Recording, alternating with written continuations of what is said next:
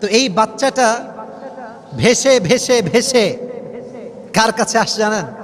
ফেরাউনের যেই প্রাসাদের সামনে যে দরিয়ার ছোট্ট একটা নালা চলে গিয়েছে, সেখানে এসে থামছে। তো বিবি আসিয়া রাদিয়াল্লাহু তাআলা আনহা এবং তার বান্দি যারা ছিল, দাসীরা সব বসেছিল সেখানে। ছোট্ট একটা কাঠের সিন্দুক ভেসে আসছে, সবে অবাক, কিরে এইটা। যখন খুলেছে দেখছে এত সুন্দর ফুটফুটে বাচ্চা, এতটা সুন্দর বাচ্চা, যতটা সুন্দর বাচ্চা তারা জীবনে কখনো দেখে নাই। সুবহানাল্লাহ পড়েন। নবীর চেয়ে তো এমনি সুন্দর হয়।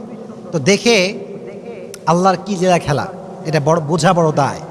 তো আসিয়া রাদিয়াল্লাহু তাআলা আনহার অনেক পছন্দ হলো। উনি বললেন, ঠিক আছে, এই বাচ্চাকে তোমরা নিয়ে আসো, এ আমার ঘরে থাকবে।